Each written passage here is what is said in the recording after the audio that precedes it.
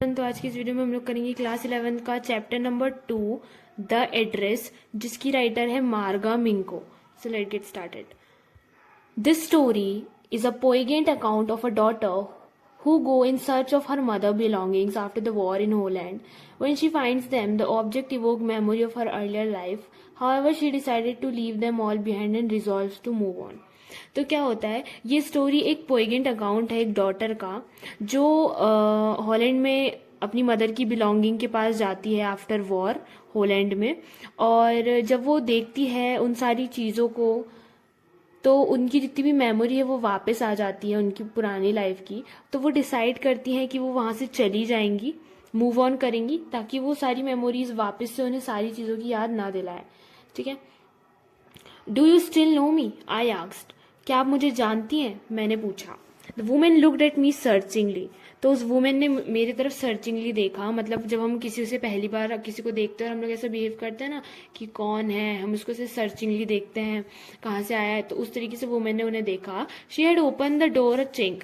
और उसने जो डोर है उसे बहुत चिंक ओपन किया। चिंक मतलब बहुत कम, थोड़ा सा डोर ओपन किया।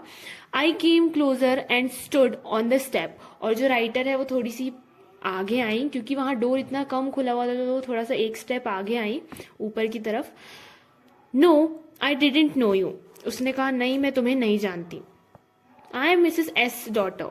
तो हमारी नरेटर ने कहा कि मैं मिसेस एस की डॉटर हूँ। She held her hand on the door as though she wanted to prevent it opening any further. तो उसने ना डोर पे ऐसे हाथ रख लिया था जैसे मानो वो चाहती नहीं है कि डोर और ज्यादा खुल जाए और अंदर का कुछ दिखे। तो उसने ऐसे हाथ रख लिया था ताकि डोर और ना खुल पाए। Her face gave absolute no sign of recognisation. और उनके चेहरे से देखकर लग रहा था कि वो बिल्कुल भी मुझे पहचान नहीं रही हैं। She kept staring at me in silence. वो चुप रही और वो मुझे घूरती रही, स्टेयर करते रही। Perhaps I was mistaken, I thought perhaps it isn't her. मुझे ऐसा लगा शायद मैं गलती से यहाँ आ गई हूँ, मैं जिससे मिलने के लिए आई हूँ वो ये नहीं है। I had seen her only once, क्योंकि मैंने उन्हें सिर्फ एक बार ही देखा था। Fleetingly, and that was year ago. मतलब शॉर्ट टाइम के लिए, फ्लीटिंगली मीन्स शॉर्ट टाइम के लिए मैंने उन्हें एक बार देखा था, बहुत ईयर पहले, कई सालों पहले। तो हो सकता है मैं गलत जगह पर आ गई हूँ। It was most probable that I had रंग द रॉन्ग बेल। बहुत सारी ज्यादा प्रोबेबिलिटी थी कि मैं शायद गलत दरवाजे पे आके मैंने खटखटा दिया। The women let go of the door and step to the side. तो वो जो वुमेन है वो थोड़ी सी दरवाजे के पीछे जाकर थोड़ी सी छुप गई, साइड लिया उसने। She was wearing my mother's green knitted cardigan. और उन्होंने मेरी मदर का ग्रीन कार्डिगन पहना हुआ था।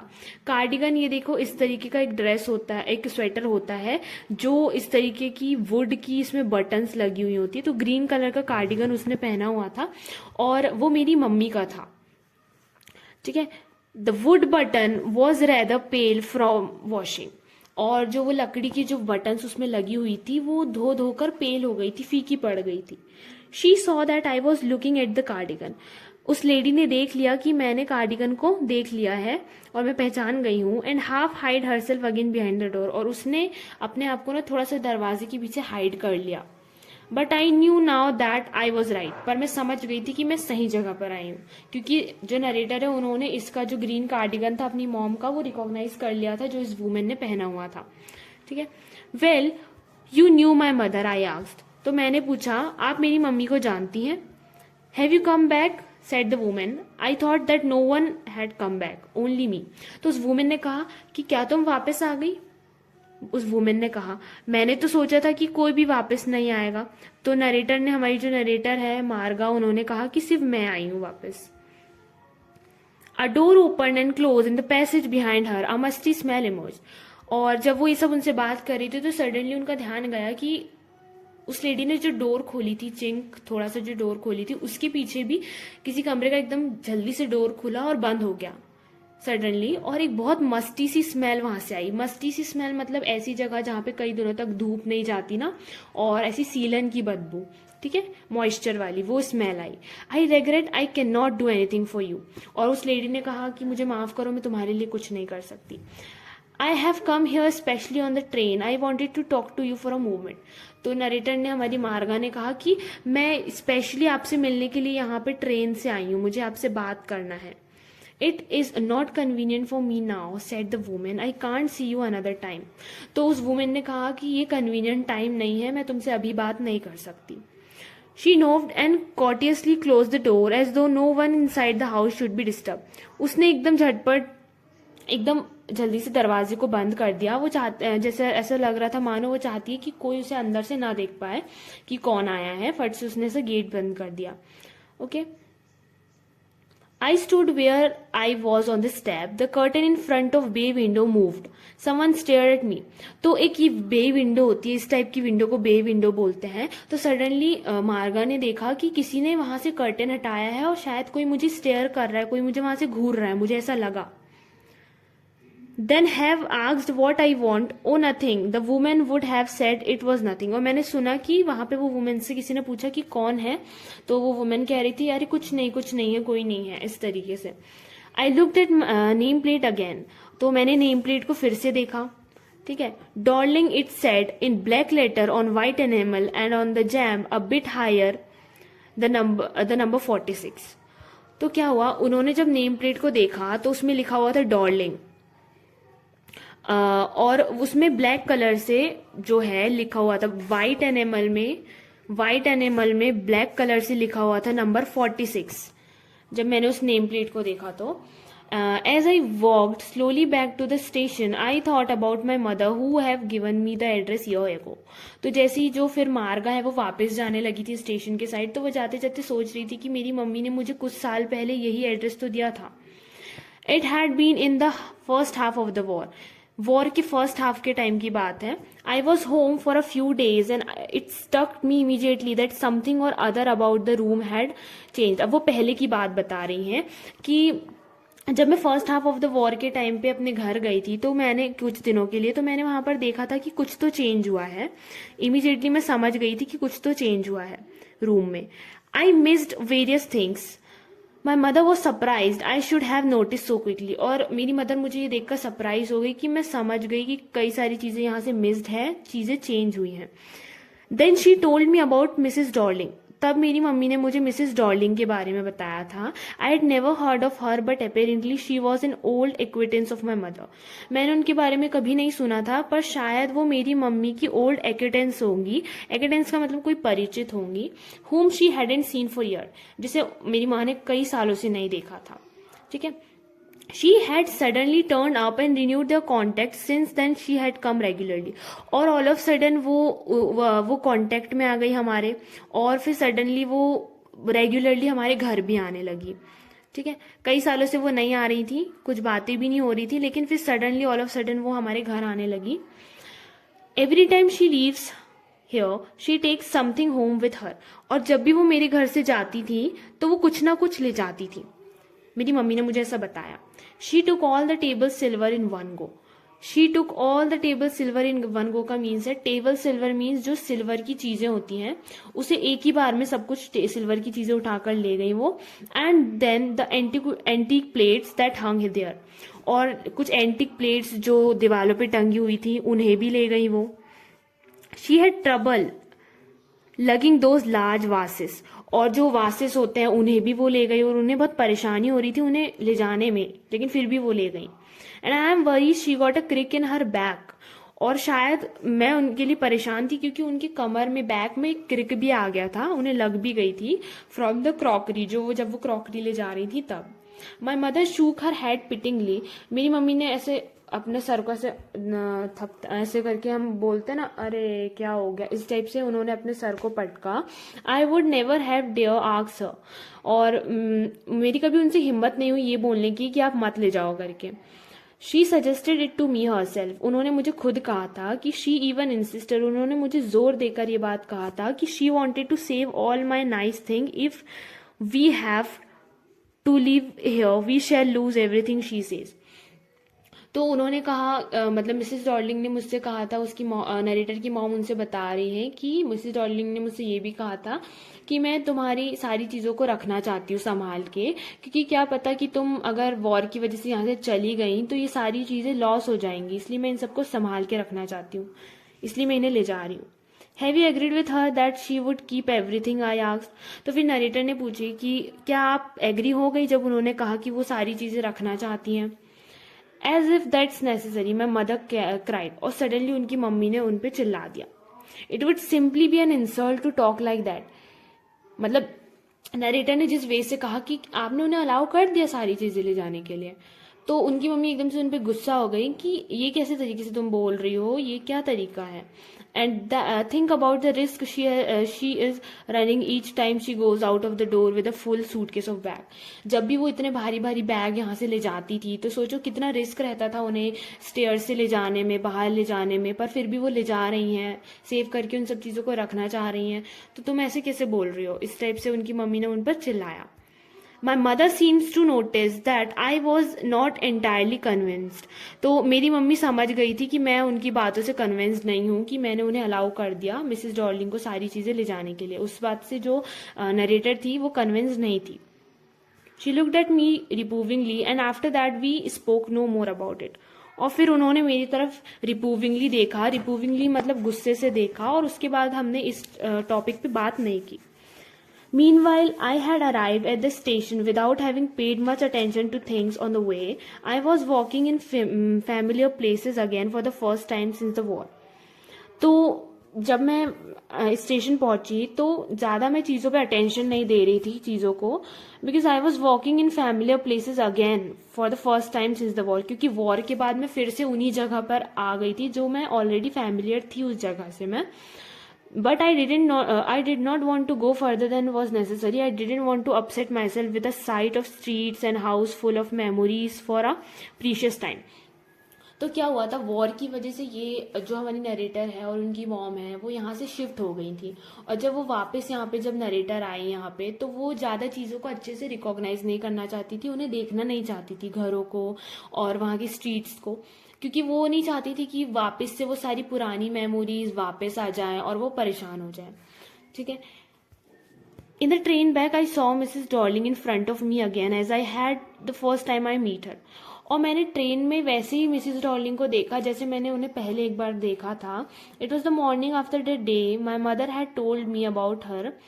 I had got a plate and coming downstairs, I saw my mother about to see someone out, the woman with a broad bag।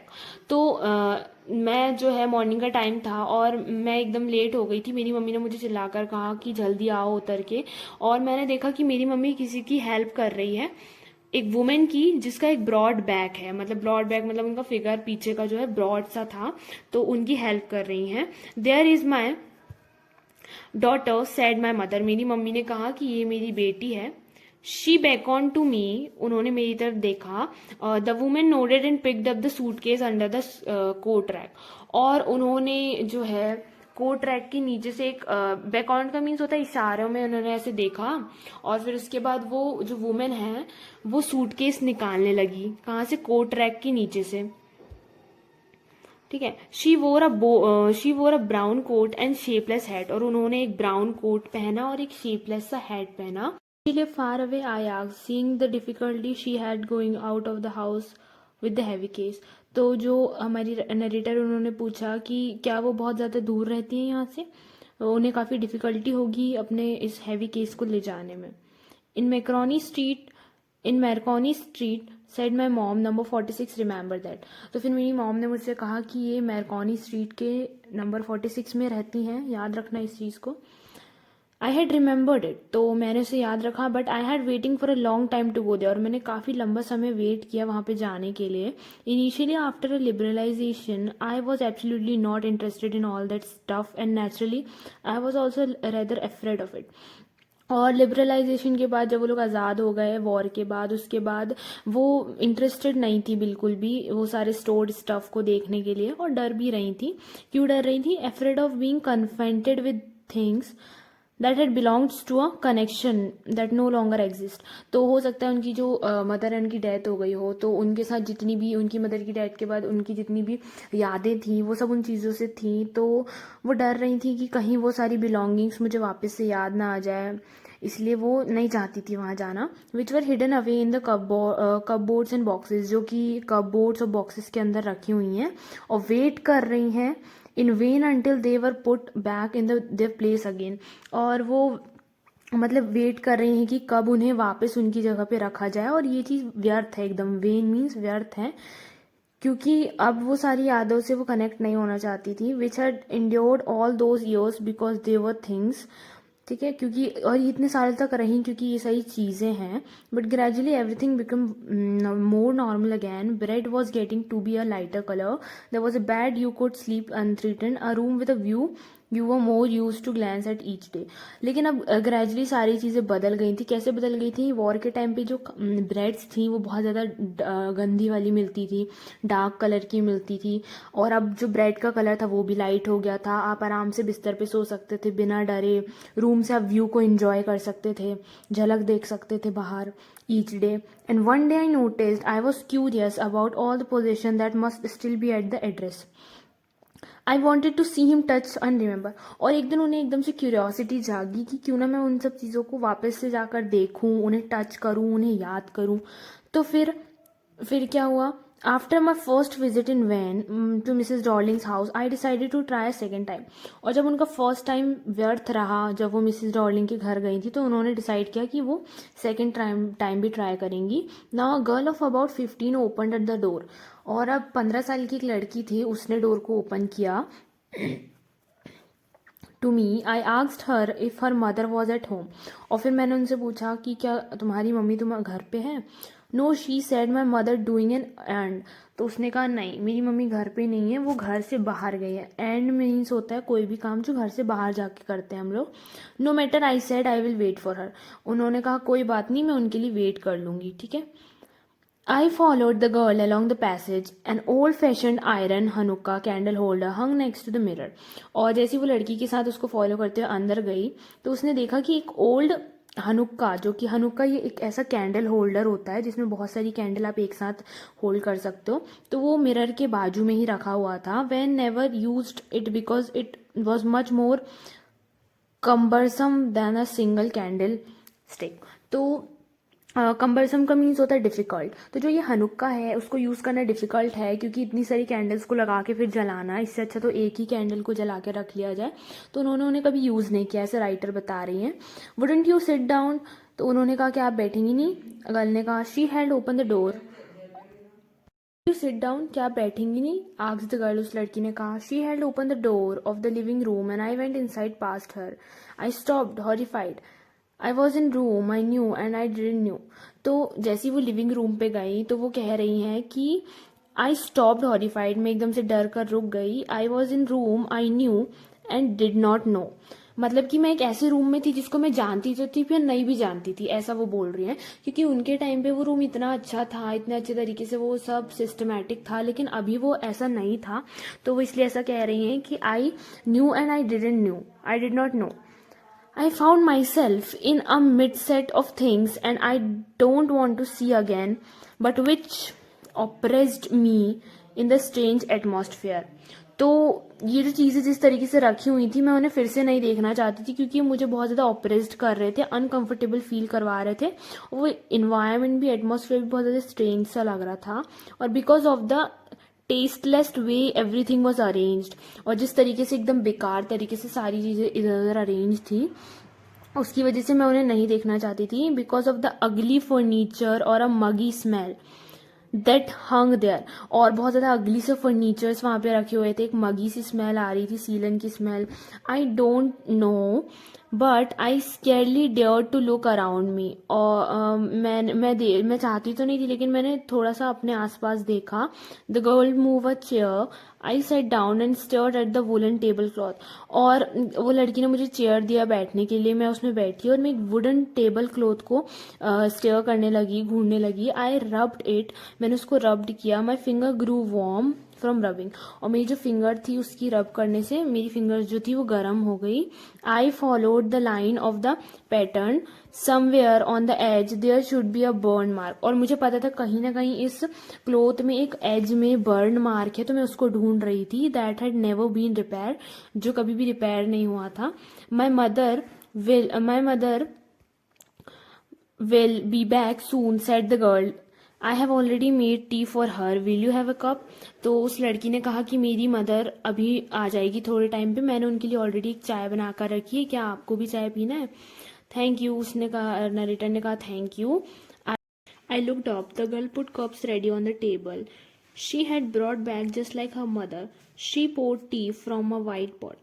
तो मैंने देखा कि वो जो लड़की थी वो कप को रेडी कर रही थी टी टेबल में, और उसका भी ब्रॉड जो बैग है वो बहुत ज़्यादा ब्रॉड था उसकी मम्मी के जैसे, और उसने टी को पोर किया from white pot. All it had was a gold border in on the lid. और वो जो वाइट पॉट था उसकी जो लिड थी, ढक्कन थी, उसमें गोल्ड की बॉर्डर बनी हुई थी, गोल्ड से बॉर्डर बनी हुई थी. I remembered she opened box and took some spoon out. और मुझे याद है कि उसने एक बॉक्स खोला था और उससे उसने कुछ स्पून्स को बाहर निकाला था. That's nice box. I heard my own voice. It was strange voice as though each sound was different in the room. तो नरेटर ने खुद से ही कहा था कि, मतलब नरेटर ने कहा कि ये बहुत अच्छा बॉक्स है, लेकिन जब वो ये कह रही थी तो उन्हें ऐसा लग रहा था कि कोई और कह रहा है, मतलब वो खुद ही कह रही थी लेकिन उन्हें ऐसा लग रहा था किसी और ने कहा कि ये बहुत ब्यूटीफुल बॉक्स है, अच्छा बॉक्स है. उन्हें वहाँ की सारी चीज़ें बहुत ज़्यादा स्ट्रेंज साउंड कर रही थी. Oh you know about them. She had turn round and brought me my tea. और वो लड़की टर्न हुई और उसने कहा क्या आप जानती हो इनके बारे में? वो टर्न हुई और उसने मेरे लिए टी लेकर आया. शी लाफ्ड, उसने हंसा. My mother says it is antique. We have got lots more. और मेरी मम्मी ने मुझे बताया था कि ये सब हमारे पास एंटीक चीज़ें हैं, कई सारी और भी चीज़ें हैं. She pointed round the room. See for your self. उसने कहा कि आप खुद ही देख लीजिए, ऐसे पॉइंट करके कहा कि आप खुद ही देख लीजिए कि हमारे पास कई सारी एंटीक चीज़ें हैं इस तरीके की. I had no need to follow her hand. I knew which thing she meant. और नरेटर बोलती हैं कि मुझे उसकी हैंड्स की को भी फॉलो करने की ज़रूरत नहीं पड़ी कि वो जिधर डायरेक्शन दिखा रही थी, क्योंकि मुझे ऑलरेडी पता था कि उसका क्या मतलब है, वो कहाँ कह रही है, किस चीज़ को कह रही है. I just looked at the still life over the tea table. और मैंने जस्ट देखा कि स्टिल लाइफ मीन्स एक पेंटिंग, जो कि टी टेबल के ऊपर एक पेंटिंग लगी हुई थी. As a child I had always fancied the apple on the pewter plate. एक प्यूटर प्लेट होती है. तो नरेटर बता रही हैं कि हम जब मैं चाइल्ड थी तो मैं हमेशा उसमें एप्पल खाने के लिए जिद करती थी, मैं उसी में एप्पल खाती थी हमेशा. We use it for everything. और उस प्लेट को हम हर चीज़ के लिए यूज़ करते थे. She said once we even ate off the plates hanging there on the wall. और एक बार तो हमने जो वॉल्स में जो प्लेट्स हैंग हुई थी उनमें भी खाना खाया था. और I wanted to so much but it wasn't anything special. क्योंकि वो बहुत ज़्यादा चाहती थी कि मैं उसमें खाऊं, लेकिन कुछ ज़्यादा स्पेशल नहीं था. I had found the burn mark on the table cloth. The girl look questioning at me. तो मैंने उस बर्न मार्क को फाउंड कर लिया उस टेबल में, मुझे मिल गया वो बर्न मार्क. और वो लड़की जो है मेरे ऊपर एकदम क्वेश्चनिंगली देख रही थी. Yes, I said, you get so used to touching all these lovely things in the house, you hardly look at them anymore. और नरेटर कहती है कि जब आपके पास चीज़ें आपके घर में होती हैं, कोई चीज़ होती है, तो आप हार्डली उनको देखते हो, हार्डली उनको ऑब्जर्व करते हो. You only notice when something is missing because it has to be repaired और because you have learned it for example. तो नरेटर कहती है कि आप किसी भी चीज़ को जब भी देखते हो, जब भी ध्यान देते हो, जब वो मिसिंग हो जाए, या फिर आप फॉर एग्जाम्पल आप उसे किसी को रिपेयर करने के लिए दे दो, या फिर किसी को रेंट में दे दो, तभी आप उस चीज़ को याद करते हो और उसके बारे में सोचते हो, ध्यान देते हो. Again I heard the unnatural sound of my voice and I went on.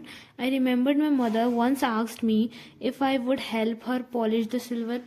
तो वो फिर से ऐसा लगता है कि वो, उन्हें लगता है कि वो उनकी वॉइस नहीं है, किसी और ने ये बात बोला है, वैसा वो फील कर रही थी. और वो बोल रही थी कि मुझे याद है एक बार मेरी मम्मी ने मुझसे कहा था कि मैं उन्हें सिल्वर पॉलिश करने में हेल्प करूं. It was a very long time ago and I was probably bored that day और perhaps I had stay at home because I was ill. और वो बोलती हैं कि शायद मैं उस दिन इल थी या फिर शायद मैं घर में बोर हो रही थी, तो मम्मी ने मुझसे कहा था कि मैं उनकी हेल्प करूं. She had never asked me before. उन्होंने ये करने को मुझे कभी पहले नहीं कहा. आई asked her which silver she meant and she replied surprised that it was the spoons. तो मैंने उनसे कहा कि कौन से सिल्वर जिन्हें आप मुझे बोल रही है पॉलिश करने के लिए। तो जब मम्मी ने रिप्लाई किया कि वही सिल्वर जिससे हमारे स्पून्स फॉक्स और नाइफ्स के जो सिल्वर है वही। Of course, and that was a strange thing, I didn't know the cutlery we ate of every day was silver. और नरेटर कहती कि मम्मी ने जब मुझे कहा कि ऑफकोर्स जो हमारी स्पून्स फॉक्स और नाइफ्स है जिन्हें हम कटलरी कहते हैं उन्हें पॉलिश करना है, तो वो एकदम से शॉक हो गई कि वो जो एवरीडे में जो ये जब कटलरीज यूज करती थी वो सिल्वर की थी। Laughed again. तो उस लड़की ने फिर से हंसा। I bet you don't know it is either, I looked intentionally at her. और राइटर ने मतलब जो मेरी नरेटर थी उन्होंने ये भी कहा कि तुम भी जिस कटलरी से खाती हो ना वो भी सिल्वर की होगी। What we eat with, she asked. और उसने कहा कि क्या जिससे हम खाते वो। Well do you know. तो नरेटर ने कहा क्या तुम जानती हो। She hesitated, she walk to the side board and wanted to open the drawer, I will be look it is in here. तो वो लड़की जो है 15 ईयर ओल्ड गर्ल वो कहती है कि मैं अभी अपने साइड बोर्ड में जाकर चेक करती हूँ कि जो मेरी कटलरीज हैं वो भी सिल्वर की है या नहीं, क्योंकि वो भी उसे भी ये बात नहीं पता थी। आई jumped up and I forgotten the time, I must catch my train. मैं नरेटर ने कही कि मैं जल्दी से उठी क्योंकि मैं अपनी ट्रेन को पकड़ने में लेट हो जाऊंगी, मैंने ऐसा कहा। She had her hand on the drawer. और उस लड़की ने बस अपना हाथ उस ड्रॉर में रख ही दिया था। Don't you want to wait for my mother. और उसने कहा कि क्या अब आप मेरी मम्मी के लिए वेट नहीं करेंगी। No I must go, I walk to the door. और नरेटर ने कहा नहीं अब मैं वेट नहीं कर सकती क्योंकि मेरी ट्रेन छूट जाएगी, मुझे जाना होगा। The girl pull the drawer open, I can find my own way. As I walk down the passage I heard the jingling of spoons and forks. तो जैसे ही उस लड़की वो नरेटर चली गई थी वहाँ से जाने लगी थी और उस लड़की ने ड्रॉर को ओपन किया और फिर वो नरेटर बोलती है कि जैसे ही मैं बाहर गई, मैं अपने जब रास्ते में थी तो मैंने आवाज़ सुनी थी jingling of spoons and fork. ऐसे आवाज़ आई थी मुझे जैसे चम्मच जब हम इधर उधर से करते हैं तो जो आवाज़ उससे आती जिंगलिंग साउंड वो आया।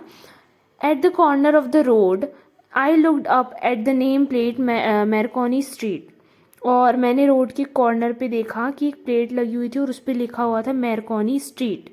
ठीक है। I said I had been at number 46, the address was correct. और मैंने कहा कि मैं सही जगह पे आई हूँ, number 46 Marconi street. But now I did not want to remember it any more. पर अब मैं ये सब चीज़ें ये एड्रेस बिल्कुल भी याद नहीं रखना चाहती।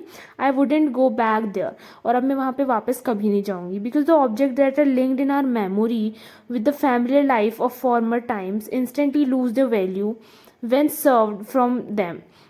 You see them again in strange surroundings. तो जब हमारे पास कोई चीज़ें होती हैं तब उनकी जो याद होती है वो अलग होती है, जब वो हमसे दूर चली जाती हैं वो हमारी नहीं होती हैं तो वो कुछ अलग ही साउंड करने लगती है, उनकी वैल्यूज़ जो होती है वो इंस्टेंटली चेंज हो जाती है हमारी लाइफ में। And what should I have done with them in a small rented room. और फिर राइटर कहती है कि मैं उन सब चीज़ों को अगर ले भी जा लूँगी तो मैं क्या करूँगी, मैं जिस छोटे से स्मॉल रेंटेड रूम में रहती हूँ। The shades of black out paper still hung along the windows and no more than a handful of cutleries fitted in the narrow table drawer। और मेरा जो ड्रॉर है उसमें थोड़ी सी कटलरीज के अलावा कुछ और फिट भी नहीं होगा तो मैं इनको ले जाकर भी क्या करूँगी। I resolved to forget the address of all the things I had forgot, that would be the easiest। और ये बहुत सबसे ज़्यादा ईजिएस्ट होगा किसको भूलना, एड्रेस को भूलना।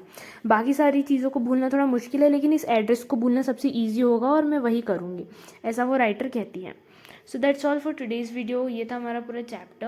और अगर आपको इंग्लिश के ऐसे रिलेटेड और चैप्टर्स चाहिए क्लास 11 के तो आप प्लेलिस्ट को चेकआउट कर सकते हैं। And don't forget to subscribe my channel.